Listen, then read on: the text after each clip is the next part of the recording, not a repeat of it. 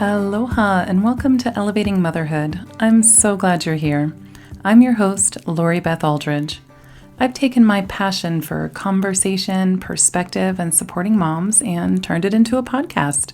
My goal is to talk openly about motherhood, offer new ideas, and help moms find their confidence in this busy and sometimes overwhelming world we live in. We're going to dive deep, open up, and elevate motherhood. Thanks for being here with me. Let's get started.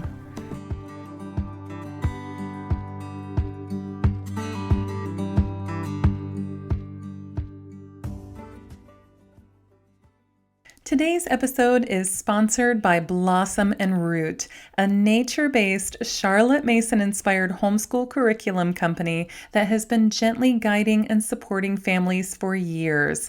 This thoughtful, age-appropriate curriculum begins at the preschool level with options all the way up to 4th grade and more grade levels being released each year.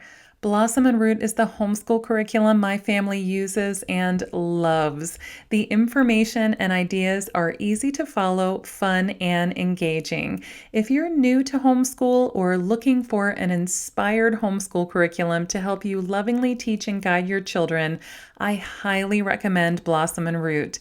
Using this curriculum has brought so much connection and joy to our homeschool days. I love it, and so do my girls.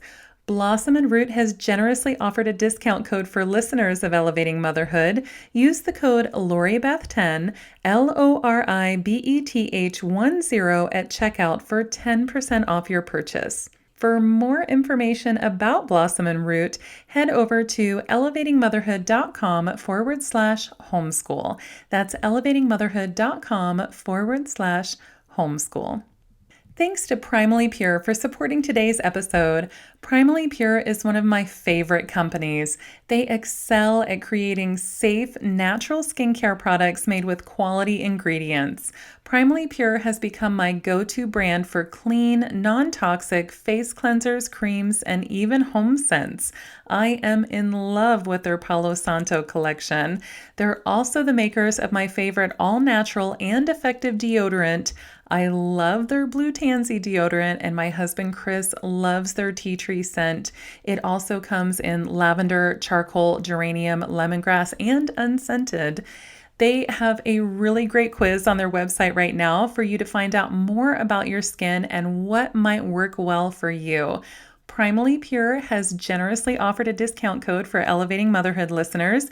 Be sure to use the code LORIBETH10, LORIBETH10 for 10% off your first order. For a list of my favorite products and more information, head over to elevatingmotherhood.com/primally pure.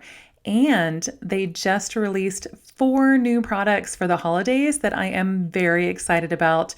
Definitely check them out. elevatingmotherhood.com/primally pure. Okay, all my sisters who have a strong-willed child, please raise your hand. All my sisters who have more than one strong-willed child, raise both hands unless you're driving. Those hands you have raised will be praise hands by the end of this episode. Our guest, Wendy Snyder, is incredible. I went into this conversation feeling like, yeah, I know about strong-willed children, actually 3 to be exact, and came out feeling not dreadful, but resourced and confident. And I am so excited to share her and her messages with you.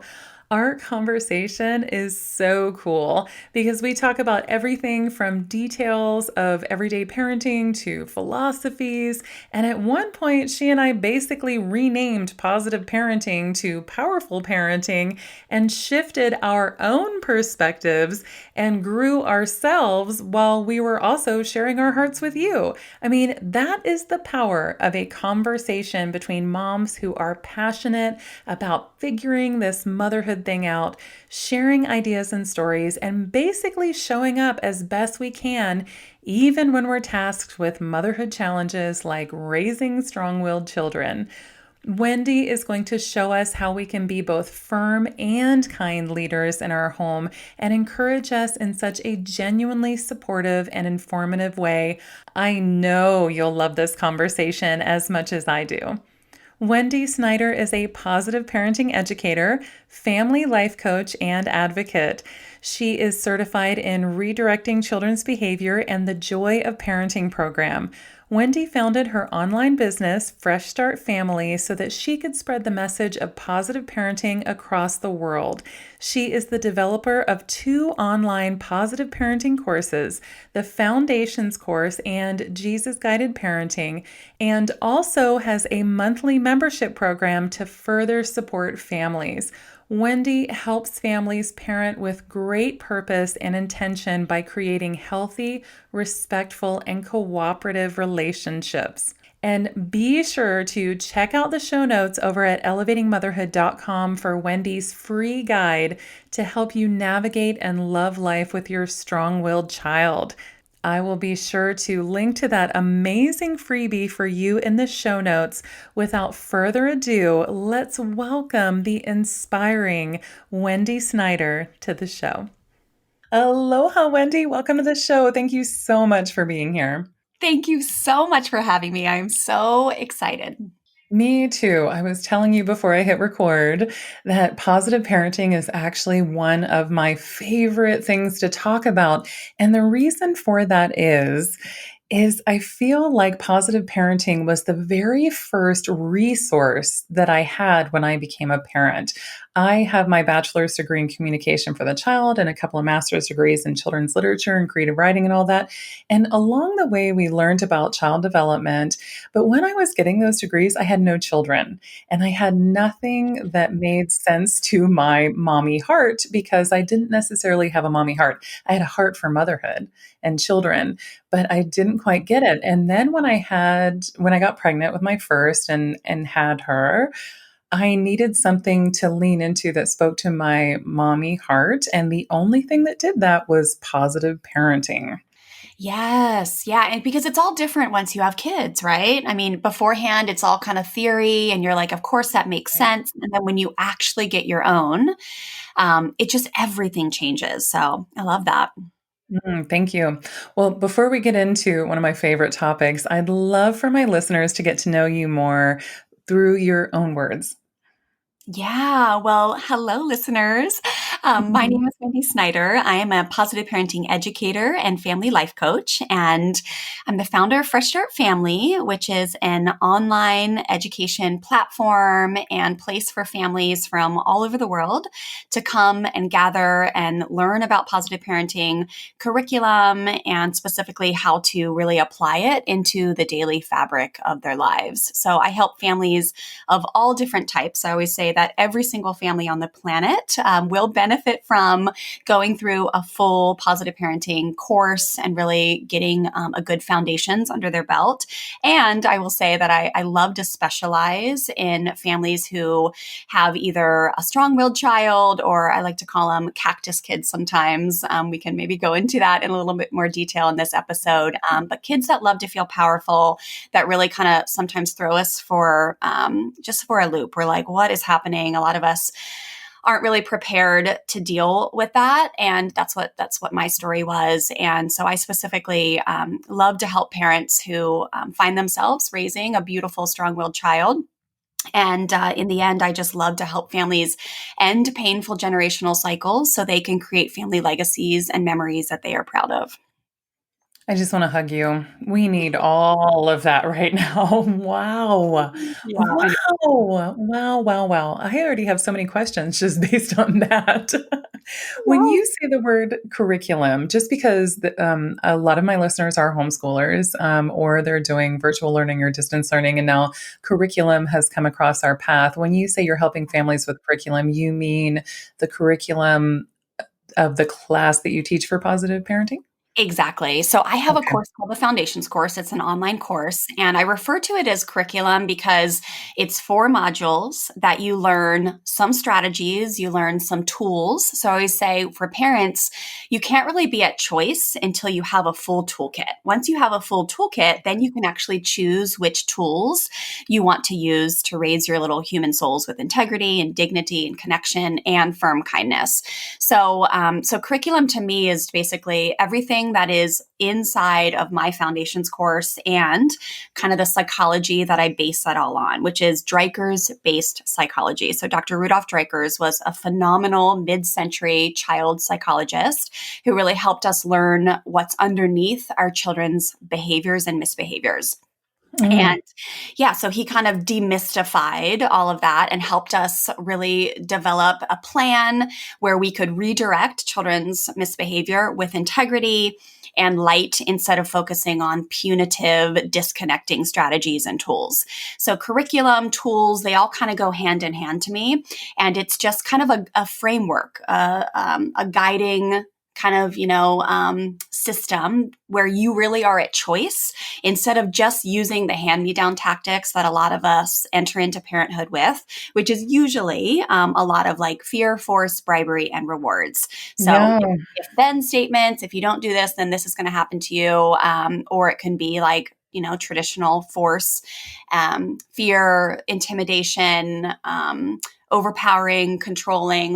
I think it all comes very naturally. Like for me, my story was I had to learn how to undo that because it was just very natural. Like when I had a strong willed toddler, it was like, oh, that's just what you do. Like if they don't listen, then you make sure they know who's boss, and it's going to be through timeouts and kind of just the traditional stuff. And that's all I knew because I had never learned a different way. And then once I learned a different way, I was like, ooh, I've got choices here. And these new choices, these new tools work a whole heck of a lot better with my, really spirited, determined, passionate young soul, because the traditional stuff just did not work well for her. And I find so many families that are similar with that. Like if you have that kiddo that has that beautiful spirit that is like will actually rise up harder when you try to have any type of like overpowering or kind of dominance over them, they'll Mhm. uh, they'll raise the red flag and go, this ain't working for me. Wow, all the hallelujahs, all the praise hands, all the wow. I'm just already so inspired by the words that you spoke. You're so clear and articulate, and I see the benefit of your course already. I'm sure that many of us took deep breaths and felt very understood in the statements you just shared. And then we're also motivated to sign up for your course. And I love that you are a family life coach and then show up in that course with a curriculum. So I guess we could think of curriculum as just like reading, to a certain degree or studying. But then you're there to hold our hands through that so that we can understand it. So it's not just us sitting at home trying to get through a book, still frustrated because while we're trying to read this book, there's still the strong willed child in the background demanding our attention. Yes, exactly, because that Yeah. that was my story, right? So much of what I teach and the way I kind of lead, my learning platform is by my own experience. And for me, I really was a questions girl. I was a community girl. Like when I first came upon a positive parenting class, it was at my daughter's preschool. This was the time of like the pits for me, where I had just left my career in the corporate surf world. I was working at a job that I loved. But I said, when I had my second, I was like, I think it's time for me to stay home. We had a new leader come in, and I was like, I cannot work for this type of leader. So I decided Mhm. to leave, and I thought this is just going to be this dreamy, wonderful life where I live by the beach, and everything's going to be phenomenal, and the kids are going to nap, and the house is going to be clean, and I'm just going to do this great job. And before long, I realized that I was really, really struggling. I had a colicky baby boy who had just been born, and then my strong-willed toddler, who before I had help when I was at work all day. And so then when I was like, oh, we're going to hang out all day together, and it was like the same season when she stopped napping. And I was like, what is happening? My whole life is changing here. And so I realized pretty quickly that I needed help and we were just struggling. Like she was in timeouts all day and I was yelling and the baby was crying and I was just kind of miserable. And when I first found a positive parenting class, it was at her preschool. And when I entered, I was like, oh my gosh, the light, I feel like the clouds just parted and I could feel the light just returning to my soul and hope came over me because at the time I really thought like, what is wrong with my little girl? She's so defiant. She's so sensitive. She freaks out. She is like, does not ever want to listen. She's like so out of the box. She's so different. Like there's got to be something wrong with her. And when I sat down and was surrounded by this beautiful community and this amazing positive parenting educator who now is one of my best friends, I just felt like I belonged. And so then it's like I started learning the material. And when I came home, I was like, okay, cool. You just apply this. And he was like, no, that's not how it went down. Like I struggled with application because like so many other parents, I had been in habit. Like I had learned certain ways I Mhm. was raised with. And then for 3 years, I had been trying to do, things with my daughter, really two, if you look at by the time you start to like redirect their behaviors.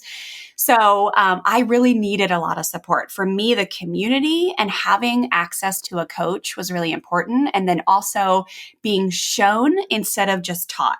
So that's the cool thing. Like books are amazing, right? But when Mhm. you actually go through a course, like for example, inside of our foundations course, my husband and I, we show families like, okay, here's kind of the traditional way. Let's say if you use external motivation or praise versus encouragement, some of the concepts we teach about, like this is what it kind of looks like in the old school way where you might not even realize like what's happening when you're just like doing X, Y, and Z. And then let's show you the new way so you can feel it, you can hear it, and you can see it. And we find Mhm. that that really helps families actually then be able to go apply it when their kid spills their milk or, is hitting their sister or whatever, because they've actually seen it, not just read about it and then like had to go and apply it in real life. Mhm. So good. So good. I love it. Mhm. You talked about being hungry for something new and something different, expectations not being met, Yeah. and we all experience that. And I think that the norm is not to acknowledge those things. And when we're not acknowledging them, we're not moving beyond them. And most of us want other options. And I love how you've been pointing out that we don't have choices until we know all the tools in our toolbox. It's just such a great metaphor and pretty easy to understand. And I love how this curriculum and life coaching and all of that really just brings all of it to life. And that's really what we're hoping to do anytime we take in new information. I mean, that's part of the reason I love podcasting so much is because it's easier for me to listen to a conversation and feel a part of it, Yeah. even if it's just like eavesdropping on a really great conversation as opposed to just me being at home reading a book. And I love books, don't get me wrong, I do that too. But Yeah. I need that dynamic. Um, I want it to come alive like that. Well, let's start with the basics because I know that some people are coming because they have a strong willed child, but they might not know what positive parenting is, or they probably have a general, maybe assumption about what it is, but I'm curious how you define positive parenting. Yeah, so great question. Because I do think a lot of people, it's a confusing term, right? It's like, what does Mhm. that mean? I've had people say to me, like, so how, like, are you always happy? Are you like, do you never say no to your kids? And no, we are not always happy and we do say no. But basically, I think the easiest way to look at it I think it's really about finding that middle ground between too firm and too permissive. I used to say too Mhm. kind, between too firm and too kind. And I had a wonderful podcast guest on our show one time, the Fresh Start Family Show, and she said, I don't think there's ever too kind. And I was like, Dang, girl, you're right. So I always say, it's that middle ground between too firm, which is kind of the traditional autocratic approach, and then too Mhm. permissive, which is where, there's no rules, kids walk all over you and you feel disrespected. And in between there is the firm and kind pathway to really feeling like you can be a strong leader in your home, but also really connected with your children. So it's about being able to see positive intent in your children, even in their worst moments. It's about being able to unconditionally love your child, even when they're misbehaving, and being able to have your parenting in your home be about relationships and connection versus correction. It's about being able to lead and influence instead of force and make your kids comply. It's about what else would I say? It's about like really having humility and being able to be very self-aware of things that Mhm. you might be doing that you're bringing to the table that are actually teaching your kids through your modeling what you don't want them to do. And then once you're self-aware, you have the opportunity to also raise your self-acceptance. And when those two come up, then you really are super powerful as a parent, because then you're like, oh, I see where I'm part of the dance and I'm still awesome. I'm like a killer mom. I'm killing it. And there's some things I need to change. So I'm going to find some support. So it's really just, the word, again, I when I explain positive parenting, I don't even use the word positive that much, because I feel like it can give people a little bit of like ooh, it's like too fluffy and we have to be happy all the time. And it's just about finding the light and seeking the light and guiding your kids towards the light. Like, you always Mhm. have a choice to be able to do that. And there's going to be 10,000 moments in our parenting journey where we really mess it up, like where we really don't guide them towards the light, where we yell, we pass, like we repeat the cycles, like whatever we do. It's not about perfection. It's about progress. It's about courage. It's about bravery to just do things the way that you feel like is in line with your heart, your values, your morals. So that's kind of in a nutshell how I describe it. But again, it's Dreiker's based psychology that is Mhm. powerful. It teaches us what is underneath our children's misbehavior. It's all about needs. When our children are misbehaving, they're simply communicating.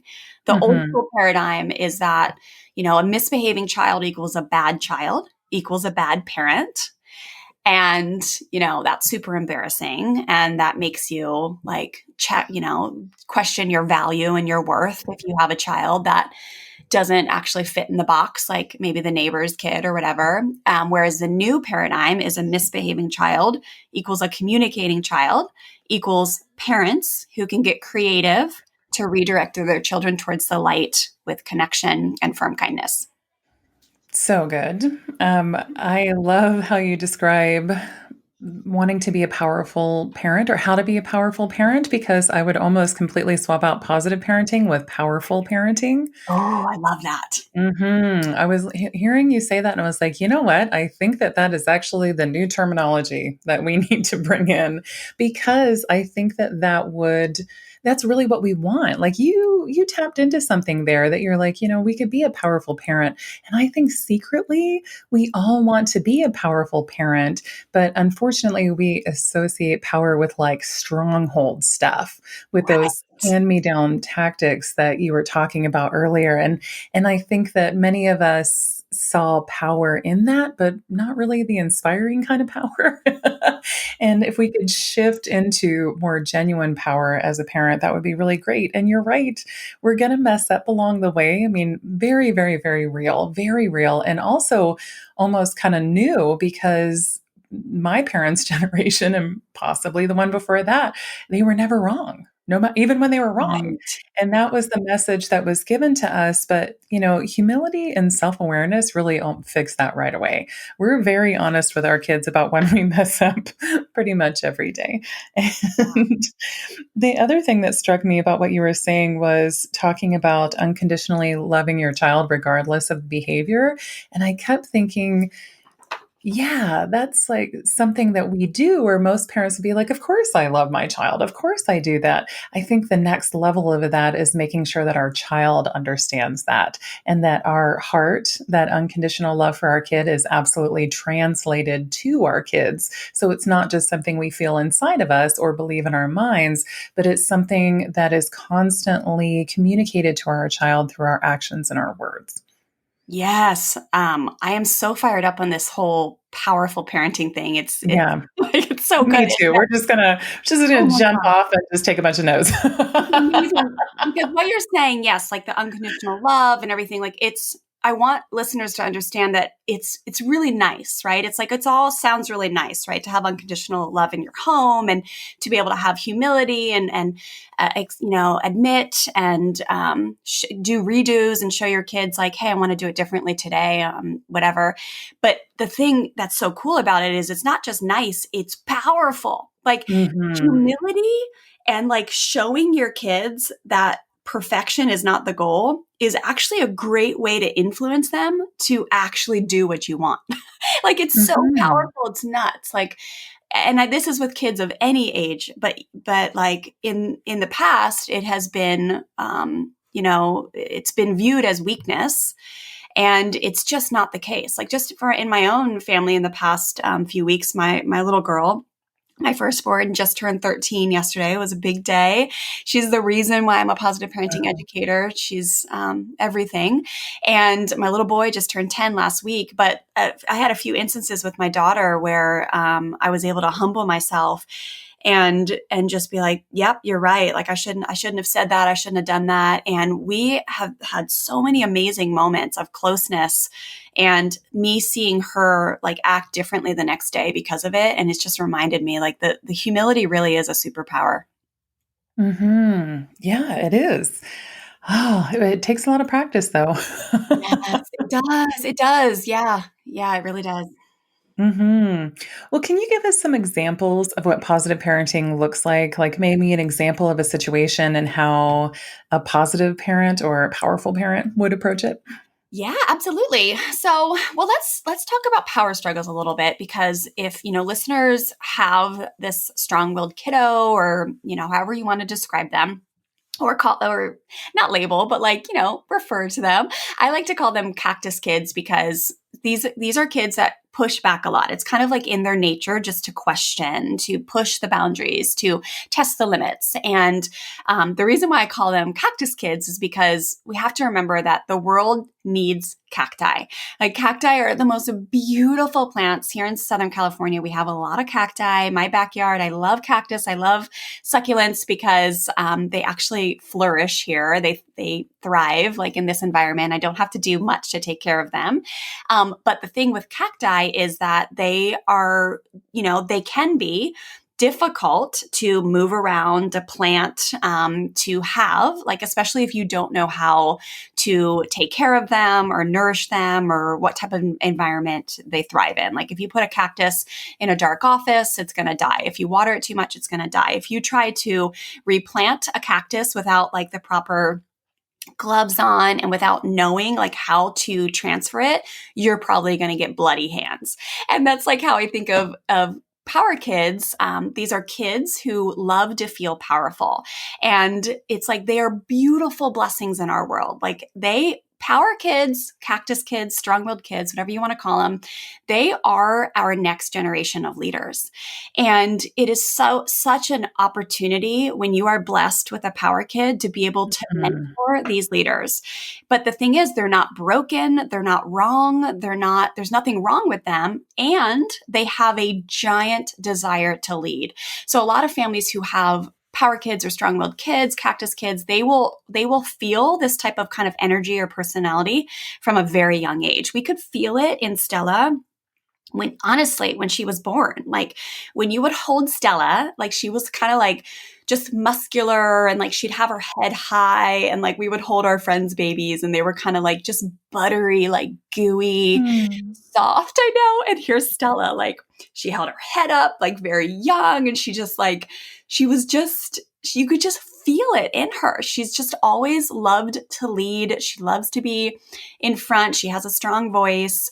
And But the thing is with these kids, like it starts with changing our paradigm of like nothing wrong with them. And if we learn how to take care of them and work with them, then life becomes a whole lot more enjoyable. So when it comes to these power kids, they do push back a lot.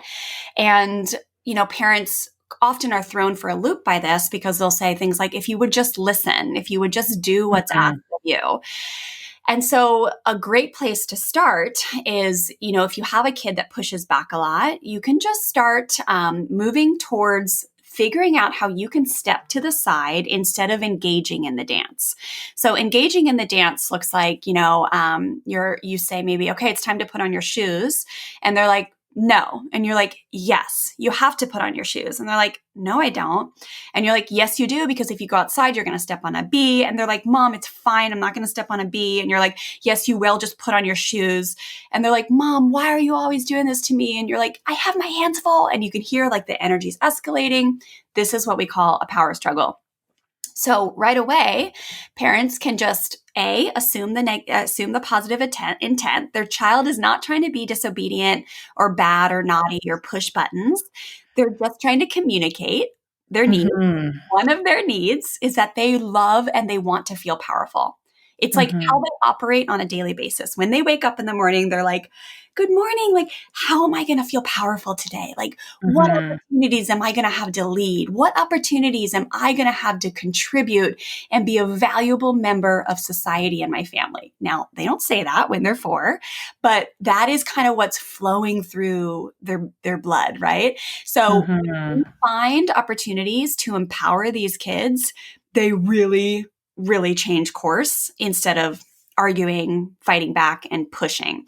So kind of the first step is you step to the side, you do some self-calming. We teach a strategy in the foundations course called a pause button or a heart connector. You put your hand on your heart, you take a deep breath, and you ask yourself, what is my intention here? And some healthy intentions, one of my favorite is to teach or mentor instead of like an unhealthy intention is to like show who's boss or to like, make my child follow the rules or not raise an entitled brat. Those are kind of some unhealthy intentions, but the positive ones would be like, okay, my intention is to model here or to mentor or to guide my child. And then once you kind of have your goal, and again, it can take you 2 seconds, 4 seconds to take a deep breath and just check yourself for a minute. Then you can move forward with some options. And not engaging is number one. But when you step to the side, and then you want to ask yourself, how can I get creative here with how to influence instead of just try to make them comply? So you can ask questions. You can put them in charge of things. You can give choices. Choices is one of my favorites. It's like, okay, looks like you're not ready. Do you want to do it in 1 minute or 5 more minutes? Like which one do you want? Do you want to, if you need a second, it's cool. Do you want 1 more minute or do you want 2? Okay. Do you want to do it by yourself or do you want mom to help you? All right. Do you want to walk on your own like a monkey or do you want mom to carry you like a baby kangaroo? Like there's a gazillion choices that you can go through. There's like you be in charge, empowerment, like, okay, I get it. Like you're old enough to put on your own shoes. So I want you to be in charge of it. You're the president. Like we strong limits. We can't go outside until we put the shoes on, but I want you to be in charge. Like, so you can be the president of making sure we all have our shoes on. Your sister doesn't have hers on yet either. So can you just be in charge because we need your help? Like kids, the power kids thrive when they have jobs, responsibilities, and when they get Yeah. to lead. I just had a bonfire member, my membership group. She's over in the UK and she just posted a success story. We have so many success stories every single week, but her little boy, she had her second and he was actually hitting the baby. He was like pinching and pulling and hitting the baby. She has a newborn that's about three months old. And the past few weeks, she's been coming and getting coaching and we've been supporting her with ideas just like we're doing right now. And, she was saying, Robert, stop. And he was basically in his behavior, not in his words, but he was basically saying, haha, no, I won't. You can't make me, because she would turn her back and he would continue to do it. So we coached her on how to empower him. And she just actually posted yesterday morning, he has stopped hitting, pinching completely. And she said it was so scary, but she says, I put him in charge now when I leave of the baby's safety. So if I have to go to the bathroom or go fill up my water, I ask him to be in charge, and he's thriving. Wow. I love that. And I am just chuckling at this whole notion of the president of dot, dot, dot. Yeah. Um, every single one of my children would absolutely appreciate the opportunity to be the president of. And what a lovely sort of catchphrase for us to have in our minds to kind of bring lightness to situations. Like the shoes don't have to be a heavy. Putting on our shoes doesn't have to be a heavy. It doesn't we don't have to have an argument in that moment before we've even started our supposedly fun adventure, right? That's the catch. And we just like start churning in that one spot. And next thing you know, like you're getting the car and you're like, all I wanted to do was have this wonderful, magical time at the park with you. And now you've ruined it because you argued with me about putting on shoes. And it just feels like there's this heaviness and we don't have any alternatives, or we feel like we don't have any choices.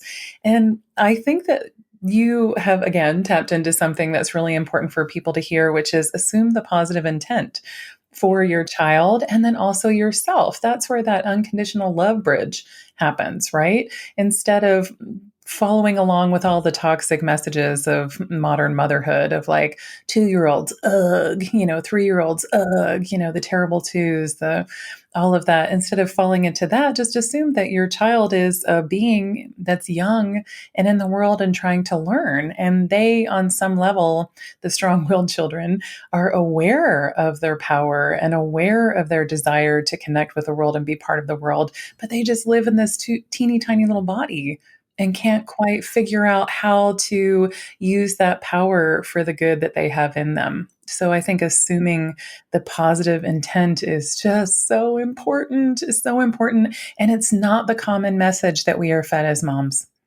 No.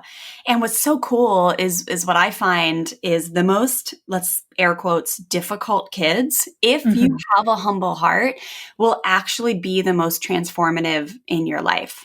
And so Yes. that's my story. That's the story of a lot of the clients I work with. And what's so cool is that like once you get presented with this opportunity to check yourself on like, what kind of leader am I? Right? Because a lot of times if you have a power kid, it like we joke that the apple doesn't fall far from the tree. So you or your husband or your spouse is probably a power personality. So whether you call it type A or like likes to get stuff done, like you probably love to feel powerful. And children provide us with this beautiful opportunity to have this mirror in front of us. And if we don't like the way that they're trying to feel powerful, it's often a sign like, oh, we probably just need to like switch up how we are leading. And when you lean into that, it actually can become really cool because you're like, oh, how else can I influence this other human being to get on the same page as me rather than the like power over? I just heard the most Mhm. beautiful podcast, Brene Brown's podcast, where she talked about, the different styles of power and leadership. There's power over, there's power to, there's power within. And like the classic way is the power over. And so many of us have children who enter in and they're like, hey, this, you can do it a different way. And when we learn to do it the different way, it just is really, really a cool kind of process of discovery that is just very insightful and can change your whole life if you let it. I love that. I love that you took Brene Brown's talk about power and converted it over into parenting. I feel like I do that all the time when I'm listening to podcasts or different things. I'm like, I know that they're talking about a business model, but I can't help but see it with my motherhood goggles on. Motherhood is leadership. Yeah. And that's what Yes. Brene Brown Oh, is 15 years deep in her research is like leadership styles. So what type of oh, leader do you want to be? And are you in your home? And are you mentoring your children to be? That rings so true to me. I talk about visceral reactions on my show a lot, just things I feel in my body. When you said motherhood is leadership, I put two hands to my chest, not just one. I was like, oh my gosh. That is true. That is so true. And then also thinking of the teaching element of this is that we're both teachers and we're teachers together. Basically, us as moms and our kids are teaching us, we're teaching them. We're in the teacher's lounge, Yes. together, because there's so many different positive ways. And you're right, they will shine a light, they will hold up a mirror while shining a light on the things that we as just human beings need to learn. I super love that. Well, I know you talk about choice, and I'd like to tap into that just a little bit because I'm wondering if you think that people know going into parenting that they actually have a choice or that there are options. Yeah, that's a good question. So, do they actually realize they have a choice? Um, well, I think a lot of people probably go into it just kind of set. They kind of feel like, well, I know what I'm going to do. It's either like, Mhm. I know I'm either good with kids and I know what to do. Like, I'm going to be firm and I'm going to like make sure my kids know who's boss. Or it's like, I'm not going to do what my parents did. Like, I'm going to go far from that. And they're like, there's like a kind of this mentality of like, I'm going to kind of be set. Like, I know that I want to do this or I want to do that. I think there's less Mhm. often a curiosity of like, hey, let's go exploring. Like, let's go test like 20 cars. Let's go test like 20 different churches. Like, let's go see what really fits with us and feel out our little human soul. And then, like, we're going to make a choice. I don't know if that makes sense at all, but Yeah. for me at least, like when I went into parenting, my husband and I fell in love very young. I was like 17. We've been together 25 years now, and it's amazing. But we moved across country together when we were very young, went to college, got these careers that we like to ourselves, you work hard, you put your head down, you can accomplish anything that you want to. And like we thought that was how parenting was going to be. We thought birth was going to be like that. We thought parenting was going to be like that. Like we were just going to lead the ship. And then all of a sudden these human souls entered and we were like, why is the plan not being executed? And we realized that like there wasn't this open heartedness to like, we're raising human souls. We're not raising robots. And there was this beautiful, like, God just took the plan and was like, hey, you think it's going to be like this, but here is a different plan. And again, you're working with human souls. We're not working with robots. So let's figure this out together. So having curiosity heading into it is really great. And yeah, I think I don't know if that answer makes sense, but It I don't. does. It does. Because I'm finding more and more when I talk with parents, especially newer parents, or even parents as you enter into a new phase, where you go from having the babies into the toddlers into school age kids into high school. It kind of feels like starting over at certain ages and stages. And even if we figured out that we have choice in this previous stage, the new one will set us right back at zero. And we're like, oh, geez, kind of deer in headlights of, I'm not sure what my choices are or if I even have a choice. And then we just go into default mode for a while as we're trying to figure it out. And I think that you're right that most of us have this notion of what kind of parent we're going to be. And I know for me personally and my husband, it's kind of evolved over time. I was really into attachment parenting, but mostly I was into baby wearing. and but I wanted a label for it. And then we kind of moved more into respectful parenting, and we wanted respect to be at the forefront of what it is we were aware of. And now, just talking about this, I think that positive parenting has kind of been the undercurrent in our journey. Um, but instead of it being just an undercurrent, I think it would behoove us at this point in our stage to just stretch ourselves a little bit more and make it the main current rather than just the undercurrent. Yeah. Yeah, and I think all of the programs when they're based on connection or respect, I mean, there's Mm. so many amazing programs now that I do think all have the same kind of undercurrent. And I just tell people like find someone that you love learning with and then just learn with them, hang out with them, be part of their groups, be part of their communities and really like dive into it. don't just skim it, because I think for me, what I've learned, so, my kids are older now, but like I have a new baby. It's called my business, like my Oh, entrepreneur as like an online educator and digital marketer and running a staff of 4 now. Like it's my baby, right? So I'm in groups where like I have mentors, and I find that by me running like my community and my courses, like, and then me being part of others, is like when you just go deep and really like have someone to support you, that's where exponential learning takes place. And then you have the confidence because you're getting the results. Like I feel like when people skim and you have like, you're like, I like this, I like that, I like that. And everybody kind of has a little bit different of words or different ways to do it. It can be a little bit harder, but really I think so many of the programs that exist nowadays do have an underlying current of like, it's just connection and relationship. mhm, And that is mhm. so powerful in the end. That has so much influence to be able to be that strong, firm, kind leader in your home. Mhm, I love that. That surprised me a little bit in a great way, just this role of community in help as our first resource, instead of like going out to the bookstore and buying a book about being a strong-willed child, really stepping into community and talking with them and processing things that way, hearing other stories, all of that. That seems really doable and it actually seems really pleasant, and it takes you out of yourself and your home and this potentially stuck spot, that you feel like you're in, and opens the door to other people who absolutely understand. I kind of feel like that's what's happening in this episode. And I'm so excited for people who are listening right now because, Yay. it's such a breath of fresh air to know that you're not alone if you feel like you're parenting, particularly a strong willed child.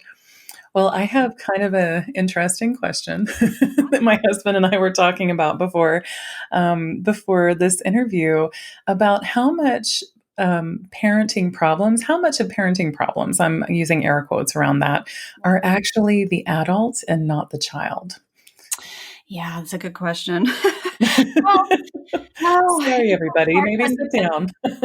yeah, I know as an educator, of course, it's like so much of it is the relationship and the dance. Like so much of what our kids, the behaviors they exhibit, were often taught by us. And like pretty much, I'm going to say like 80 to 90% of stuff that I help clients with who are part of my Bonfire membership group, which is what families do after the foundations course.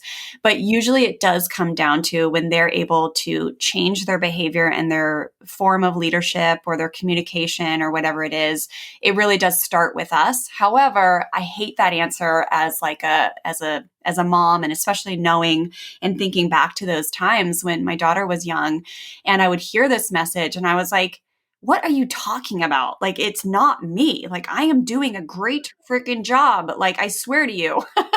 And I'll never forget my neighbor who's a preschool teacher still to this day. Many people moved, but she's still here. I love her. But Stella was 3 and my neighbor, Mary Sue, came home one day and she's like, yeah, I had a conference today with one of my kindergartners and he's like really having some trouble and I tried to have them like talk to them about what they're doing in the home and what some different things, and they just weren't hearing it. And she said, she laughed and she goes, it just was so apparent that they have no idea that the apple doesn't fall far from the tree. And I just remember thinking like, what are you talking about? Like, no, that's not true. Like, because at the time, like the way I described Stella was like out of control, like crazy, like difficult, like all these things. And I didn't like that. I didn't like to hear that I had anything to do with the difficulties she was having. But Mhm. over time, I've learned that it's not a bad thing. It's not an attack. It's not like, it's not anything negative about us as parents. It just means that we've gotten into a dance. And unfortunately, parenting is a relationship, and we just vibe off each other's enemies. I mean, enemies, energies. There's mirror That was a neurons good slip, happening. though. Yeah, yes, it was. there's mirror neurons that happen that like cause us to be influenced by each other's behaviors. But like in the end, we are the ones with the developed brains, and we are the Mm. ones who have a choice to model and set the tone. And what I find is as soon as parents like really kind of accept and embrace like, hey, I can change things, I can be the positive change in our home, then Mhm. really that's where everything does change in the children. So like, but again, like I get it, I know what it's like to be in that phase where you're like, but I'm not having full-blown tantrums on the ground, like what do you mean it has to do with like me? So it can be very difficult to understand. But like when you just start making small changes in anything from like self calming to the tone you're using with your kids when they get super messy, like the way you use compassionate discipline instead of like punitive strategies, like once you start to chip away at like little choices throughout the day that start to like really communicate to your kid there's a much different scenario going on, that's where the kid then starts to change. That's really supportive. Thank you. I appreciate you encouraging us to step into that leadership role as a replacement for this idea that we need to fix our kids, you Yeah. know? And it's not a blame game. It's not a blame game. It's not like, oh, well, it's the parents' fault or, oh, it's the kid's fault. Instead, we just take that completely out of the picture and just see the relationship and the two teachers in the room together. And yes, thank you for acknowledging that we do have the developed brains. We are the adults in the situation, and we just are the leaders. Moms are leaders. And if we could just step into that power, then we could much more easily let go of this notion that we need to fix the kids or fix the problem or that there are even problems in general. I think eventually, with enough practice, you realize that there aren't problems, there are learning opportunities. Exactly. There's a little book. There's a book called The Little Soul and the Sun that I love Mm. recommending. It's on the Fresh Start Family shop page over on our website, but it's all about like how basically it's very hard to develop like things like patience or compassion without people in your lives that test you or make mistakes. So Yes. every single mistake and messy situation is an opportunity to learn and develop life skills. And again, like it's like, it's the idea of like, what flavor of tea are you? Well, you don't really know until you're dipped in boiling water. And our Mm. children present us with this way, like this beautiful opportunity, sometimes 15 times a day when you have a strong willed toddler or teen or whatever, to like develop your character.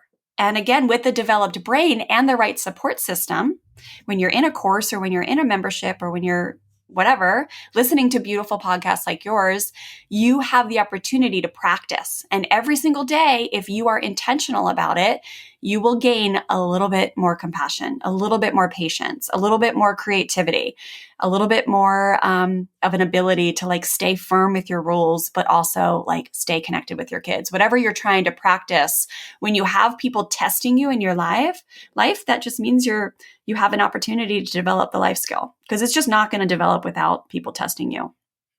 Agreed. Wow. If we could just normalize the testing, Yeah. it would just be so much easier. It really, really, really, truly would instead of fighting it, just taking out that battle with our mindset. That's awesome. Yep. Well, And go sorry, ahead. last thing is just remember that kids love parents who set strong limits and Yes. stick with their nose. Like if Mhm. you have a strong-willed kid, it's going to feel like your kid's always pushing back, like your kid is like, oh my gosh, they're always disappointed or they always want more. Like if you have a little one like I do, and I will tell you, I've had so many experiences. I just had one the other night with my little girl where I realized how thankful she was that she has parents who set the strong rules and boundaries and stick to them with connection and kindness.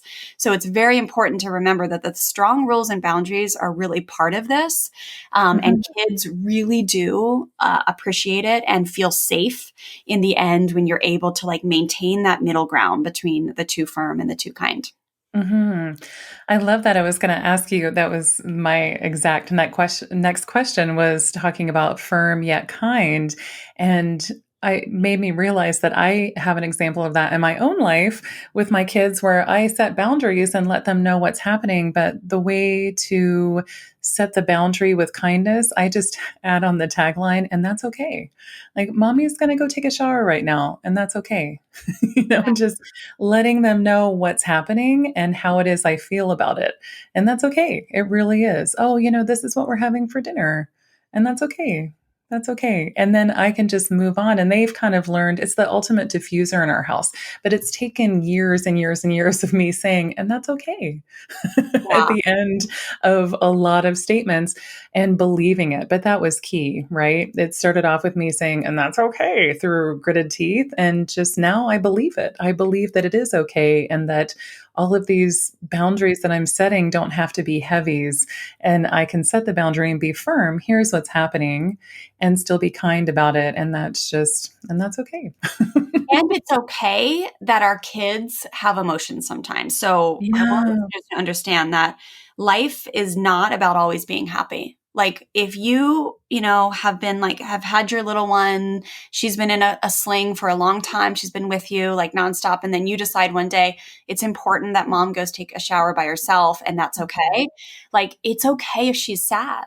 Sadness Yeah. is a beautiful emotion. Like, so the 5 basic emotions we teach here at Fresh Start Family, we love to like get parents fluent with so that they can then teach their kids. Cause a lot of us weren't raised with how to like know these emotions well, how to process them like in entirety, not always act on them, but just feel them and let them go is happy, sad, mad, hurt, and scared. And happy Mhm. is fantastic, but it comes from within. It doesn't come from others, first off. And then scared is where bravery and courage comes from. So it's okay for our kids to be scared.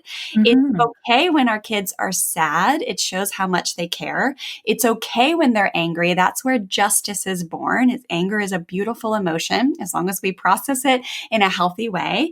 And then hurt is another one. It just shows like the depth of our hearts and how it takes trust to be in relationship with others. And sometimes there's going to be hurt. Like they all are so beautiful. So I want listeners to understand that that's part of setting firm limits and taking care of yourself is detaching from your children when they aren't always happy. And they might be sad when you leave for a date night, or they might be angry that you're sticking to that limit. And like Halloween candy is gone, like after the Mhm. first night, or Mhm. like it's okay. Like it's an opportunity to teach your kids that life is not about being happy all the time, that there are Mhm. beautiful other sides of every single emotion and it's just all okay. Mhm. I love that because that's the honest truth. Oh, it reminds me of the conversation I had with Claire Baker about menstrual cycle awareness and syncing your cycle and things like that. And she thinks of our menstrual cycle in seasons, summer, spring, fall, winter, all of that. And that basically in our society, we're asked to be summer girls all the time. And we can't be. That's only a quarter of our entire cycle.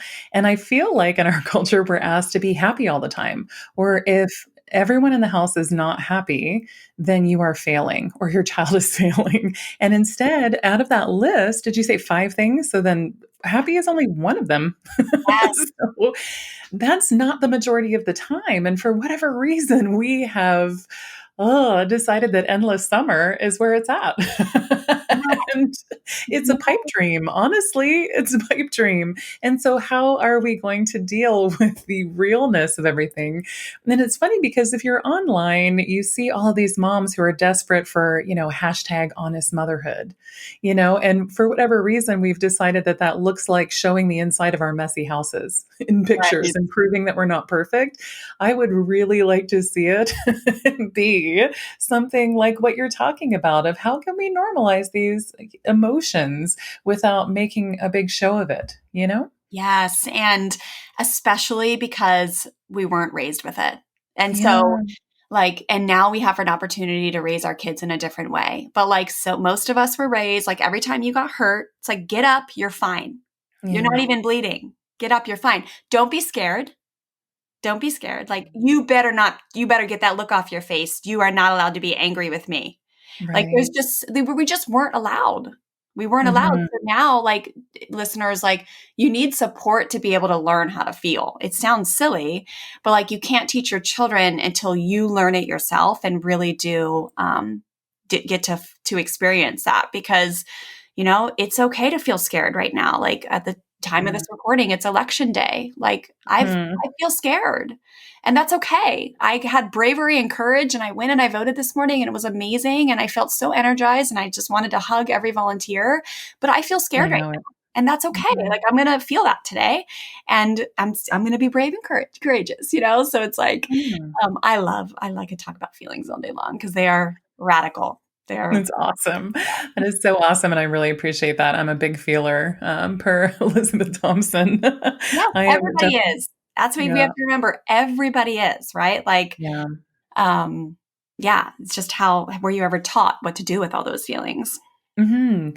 Right, and not taking on other people's emotions. Like, I just heard your story, and I feel like I can hold the space for you and, totally understand it, and congratulate you for going and voting, and then also identify with wanting to hug every volunteer. Because when we went to go vote in person here, gosh, last week, I guess, I recognized a bunch of the people because we live in an island, right? But Yeah. I literally did want to hug them. I didn't, but I wanted to so I can identify with that emotion. But I also don't feel nervous about today.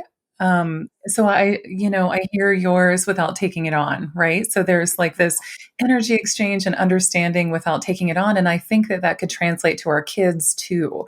When they get angry with us, it is just the easier route in the moment is to take on that anger and then mirror it back to them rather than holding this space of, and we can show that empathy. Like, you're really sad that mommy's taking a shower right now and you'd rather be, in the carrier and with me. I get it. And that's okay. I honor what it is you're feeling. I'm going to help you identify it through sports casting. I follow a lot of Janet Lansbury stuff and this whole notion of sports casting.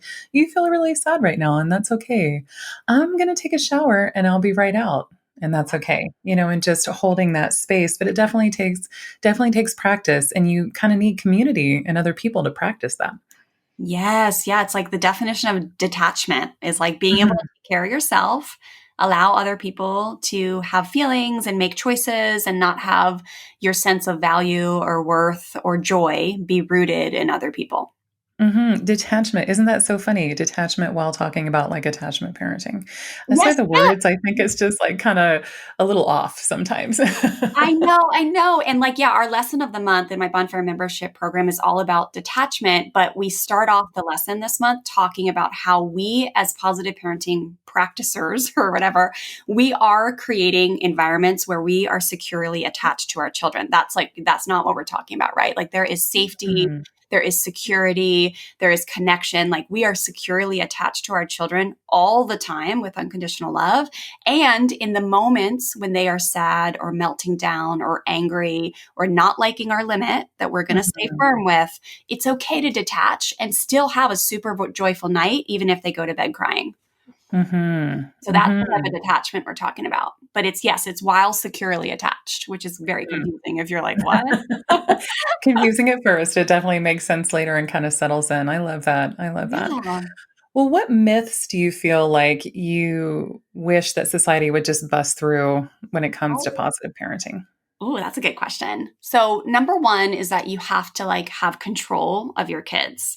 So, this was a big one for me. I really thought, like, I didn't even think through it. I just thought, like, that saying, like, your child is out of control, like, you better get control of your child, really Mhm. was like accurate. It was in my head. I was like, yeah, of course, she's 3. She can't do anything on her own. Like, I'm the one who has to control everything. But we were not designed to control other human beings. We were Mhm. designed to manage and control our environments and ourselves. And so that's a big one. I think that if you can just take the pressure off of you to think that you're responsible for controlling their behavior, there's just the backpack of rocks that I feel like, because we have a heavy load sometimes as mothers. If you can just Mhm. take that one out, your backpack becomes a lot lighter. Um, I love that. Also, that discipline has to be like sting or be like something that really like makes the child learn their lesson, like with the teeth gritted. Like discipline can be so uniting and so beautiful. And it does not need to be something that makes your child feel bad. Like this, I love to ask the question of like, where did we get the notion that in order to make our children behave better, we must first make them feel worse? And Mhm. it's like, oh my gosh, you really, you don't have to. Like, yes, there needs to be firm rules. Like, yes, when mistakes happen, there needs to be learning for sure. And so here at Fresh Start Family, we teach how to use natural consequences and self-calming as like the first go-to. Like self-regulation is massive, but then also how logical consequences can be a beautiful teaching opportunity to sit down and teach your kids life skills. And really none of it is disconnecting. It's all connecting. Like once I became fluent at using compassionate discipline versus punishment, it was just mind blowing to me how many times something would happen with my kids, whether it was like a note being sent home from a teacher that they were talking in class, or my little girl like not crossing the street at the crosswalk when I dropped her off for band. She's a drummer, like whatever it was. How many times I've been able to like use compassionate discipline to like really wildly affect their behavior the next day, where they stopped making that mistake. But we were like so more deeply connected on like a soul and heart level that it Mhm. just felt like $1,000,000. And it was a lot of work. Like discipline is a lot of work. It can be a lot of work because it takes intention and it takes time, but it just Mhm. doesn't have to sting or like create a divide between you and your child. It just doesn't. So those are kind of two that I can think of off the top of my head. Those are awesome. I agree, and I think that we're busting through them today. I really appreciate that. Well, here is the loaded question of the day. What happens if moms are listening to this and they are really motivated to try it out, but they have a partner who doesn't necessarily agree in this moment? Yep. So this is literally one of the top three questions I get. It might be the top question actually that I always get, no matter what type of webinar or online class, or if I'm on social, they always ask this. So yes, the first key ingredient. So I always say, whether you have a spouse that supports you or not, follow your heart. Mm, Remember, like you are an adult, you are your own person, you are deserving of education, you are deserving of support, and you get to choose how you interact with your children. Like nobody is going to, should be able to, force you or control you on how you interact with your kids. So mhm, you want it like first of all, if you have a spouse that's willing, or let's just say this, like I always say, number one, mamas, ask for what you want. So Christmas mhm, is coming up. We have birthdays, we have Mother's Day. Like it's a wonderful opportunity to say, "Hey babe, I love flowers and I love like, whatever, new jeans or a new shirt or and what I really want is if you would do this course with me. It's going to take this many hours. We can make it a date night every week for 4 weeks. Like, would you be willing to listen to this with me? Or like a podcast, would you just be willing to listen to this one podcast I yeah, heard? And I think it would really help you understand like why my heart is calling me towards positive parenting. So first, number one is like ask for what you want and be okay if they say no, but mhm, don't just assume that they know what you want and they're just purposely not doing it because they're like sticklers. So that's number one. Number two is if they are completely not on board, it's okay. Take a deep breath and know that you still have a strong chance of influencing them if you have the courage and the bravery to move forward and learn a different way and model for them what that looks like. right.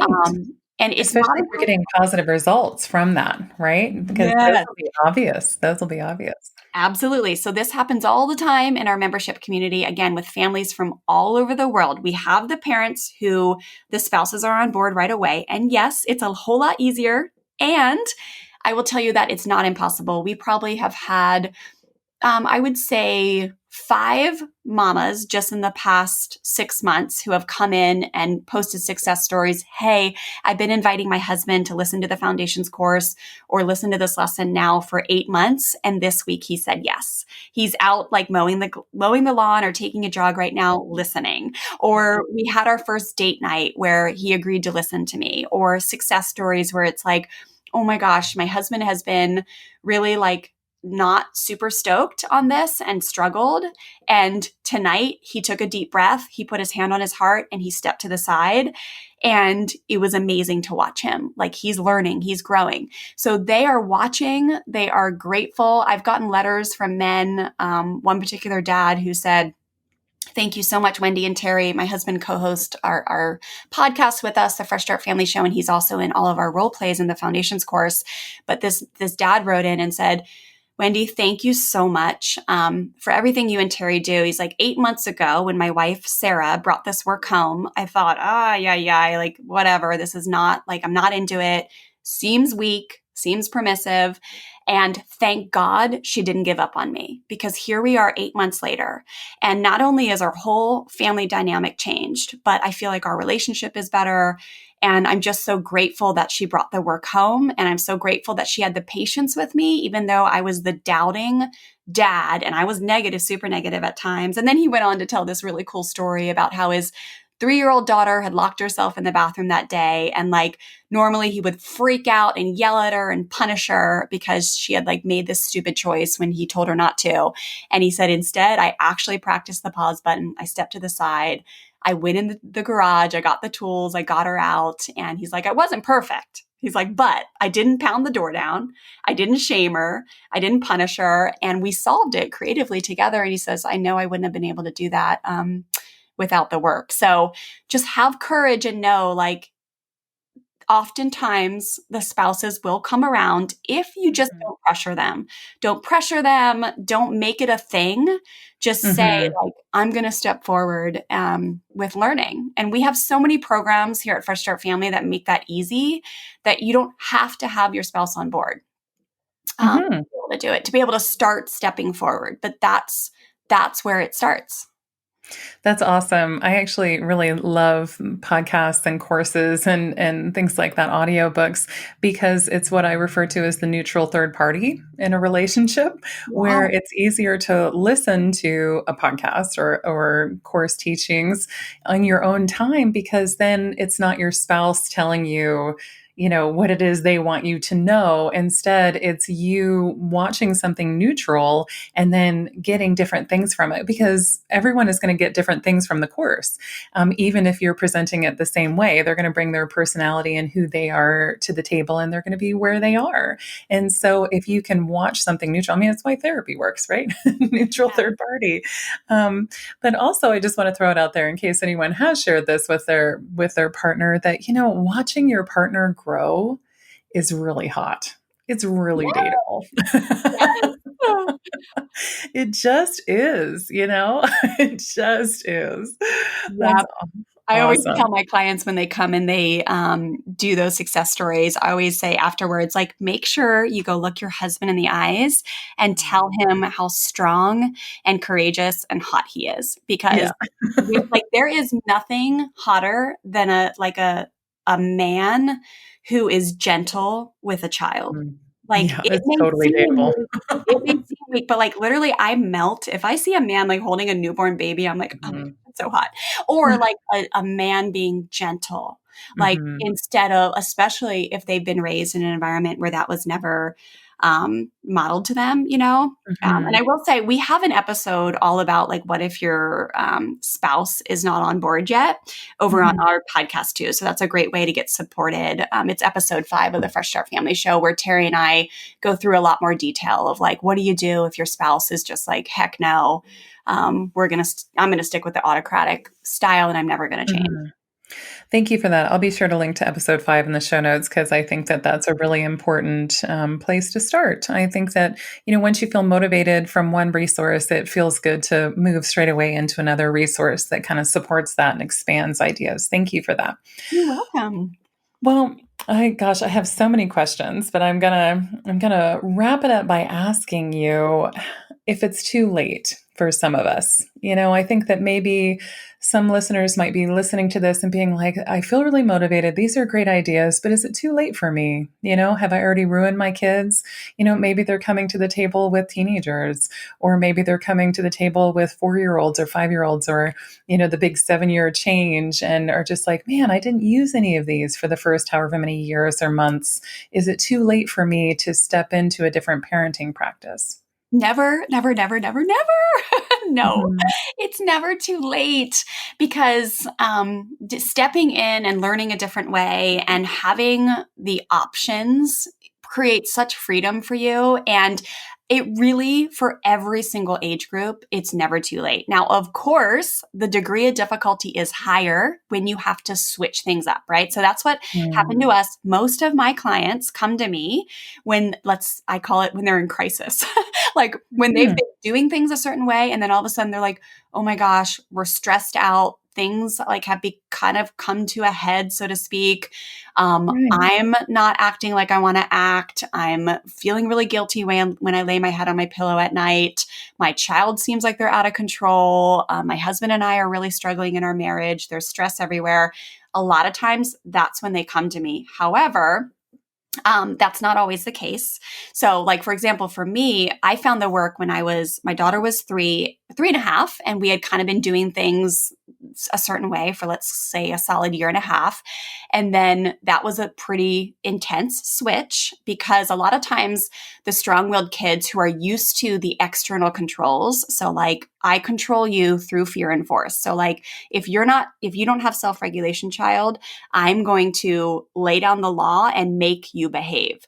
So when we Mm. switch it up to intrinsic control methods or motivation for our children, sometimes kids will feel a little unsafe, like, no, you have to make me. Like in their unspoken words are almost like, whoa, I am out of control and I have no idea what to do here. And I'm used to you like laying the hammer and making me behave. We all, like, as an educator, I know that's not sustainable long term, but that sometimes will come into the mix and kids will have a little trouble in the beginning. So again, sometimes you have to all the time. It is a great idea to be supported in a program where you can ask questions and be in a community where that is normalized.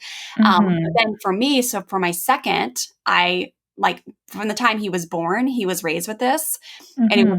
it was a whole lot easier, right? Just to like practice it from day one. However, it's never too late. And like your family legacy is absolutely one of the most important things in your life, in addition to your health. So I don't like going through this type of work. Like, yes, it'll affect your family legacy. It'll create, more and more opportunities for you to have great memories with your kids instead of being stuck on the negative moments or all the areas of imperfection. But it really does affect your health. When you have a Mm. different way to view things, when you have a different way to process emotions and repair, relationships that are strained with your children. And not only will it take, if you learn a different way, like say if you do have teenagers and you're like, right now, our way of working out difficulties is not good. It's not healthy. I have a feeling that that translates to your sister or like your neighbor that you get into like a little weird thing with, or your friend at church that you have a disagreement, or your cousin who you voted differently with. Like all of it goes everywhere. So like if you learn a new way to work with your teenager, even though it feels difficult, then it's going to radiate out into all areas of your life and just bless the remaining rest of your life. So it's never too late. You are worth it. Your family legacy is worth it. Your health is worth it. Just don't wait another day to get started. Mhm. Family legacy. I feel like that's like show number 5 of all the things I want to talk about with you. Yes. You're so right about that, and you're right. Thank you for that. And I know that people come to you in crisis, and that's just where we are in this big transition, I feel like. But I think that people and parents seeking out parenting resources is going to become the norm rather than something that just happens in crisis mode. And it's going to happen, one parent at a time, your first kid, second kid, third kid, all of that. We're showing up and doing really, really, really big work right now with this generation of parents. And we are part of this huge shift that I think is completely undeniable. But there are strategies and support no matter where you are. If you're coming to it out of curiosity or you're coming to it out of crisis, and normalizing the ups and downs, that's everyday life, right? Not endless summer. It's a dream. It's a pipe dream. and and just knowing that there's going to be ups and downs and that you can lean into community for that support is awesome. Legacy and thinking about that was a huge, huge, huge mindset shift that I did as well. And you're right, that legacy piece really shines a light on how making changes as a person, as a mom, as a parent to even just one of your children, that is going to bleed out into all of your relationships because it really is about that mind, body, spirit connection. Wow. Love Yeah. that. Love that. Well, I was going to ask if you could please leave us with your best tip. Like, what is one pro tip that we can initiate in our homes today to start making positive changes when it comes to parenting our strong willed child? Oh my goodness. One I tip. know, I'm so sorry. Just kidding. 1 to No. 10, however many you want to share. I know, right? One tip. Let's think here. I'm trying to think of the most like powerful thing. Um, I guess I'll throw in just like something we haven't talked about yet. And it's a strategy or a tool that we call gems that we teach in the course. And this is Mm, genuine encounter moments. And genuine encounter moments is actually a proactive tool for our kids that dip down into attention misbehavior a lot, which is like, like they have this mistaken goal that the more time you spend with them, the more you're with them, the more you love them. The thing is, though, attention misbehavior also often goes then into power misbehavior. If they can't get their attention, like if they can't get their needs met there, they'll move into power and a power struggle ensues. And then oftentimes when a power struggle isn't solved with integrity, then they'll move into revenge misbehavior. So it kind of is the mm, beginning of a lot of misbehaviors. And GEMS is a great way to be proactive in your everyday life to kind of combat that or prevent the misbehavior from happening. So genuine encounter moments is basically when your child comes to you and you just stop what you're doing and get down on their eye level, look them in the eyes, and just be present with them and listen. And no, you can't do this all day. We give you more guidance on like what to do when you can't do this, which is most of the mhm, time you can't do this.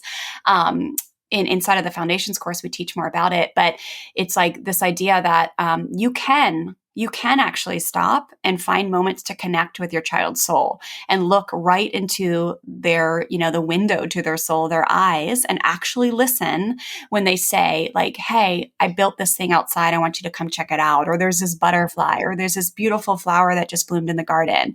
And it's okay to put the emails aside. It's okay to turn off the burner and just connect with them because it is such a powerful tool that goes so far. And a lot of times it will take you less than 2 minutes and your children's bucket kind of fills up, so to speak, their bucket, their need to belong, their need to feel valuable, their need to feel unconditionally loved, and their misbehavior will go down. So it's just both. It's great for both parent and kid. And a lot of times our power kids are told all day long that they're wrong, stop being so, in so many words. It's not that we would say this, but they feel our unspoken tones, like stop being so demanding, stop being this, stop being that, stop doing this. And so to really build in more connection time with them through these tiny little moments makes a big difference. So that's a fun little bonus tip for you guys. Yeah, Wendy, that's awesome. Thank you so much. I know for a fact my listeners are going to want to connect with you more. Where can they find you? Yes. So I'm over at freshstartfamilyonline.com and you can grab a free guide that I have if you happen to be raising one of these incredible strong-willed little human souls. I have a free guide to raising strong-willed kids with integrity. I also have a really affordable program called the Firm and Kind Parenting Blueprint. That's at firmandkindparentingblueprint.com, where you can come in and learn about my 4-step process to setting firm limits and sticking to them with consistency and kindness, of course. And I love that program. It's a great way to get like a quick, punchy understanding of the curriculum and the support that we give here at Fresh Start Family. And then over on Instagram, I'm Fresh Start Wendy. I love to hang out over there. So come find me. I would love to connect with your listeners. Thank you so much. I'll be sure to link to those in the show notes. And I just wanted to leave you with my list of notes that I took during this conversation that I am just so grateful for. You have shown such a powerful light on connection, integrity, community, leadership, positivity, peace, joy, curiosity, humility, power, teaching, compassion, and choice. Wow. This has been so empowering and so incredible. Wendy, thank you so much. I really appreciate you. You are so welcome. It's been so much fun being with you today. Thanks for having me. That's it for this episode of Elevating Motherhood. Thanks again for spending your valuable time with me today. I hope you found some insight and inspiration, or maybe a little of both. If you liked today's show, please leave a review on iTunes. I use your feedback to plan future shows and cover topics that serve you. You can also connect with me on Instagram and Facebook. Links to those accounts are in the show notes. For more information, including today's show notes, head to elevatingmotherhood.com. That's elevatingmotherhood.com. Thanks again, Mama. I appreciate you.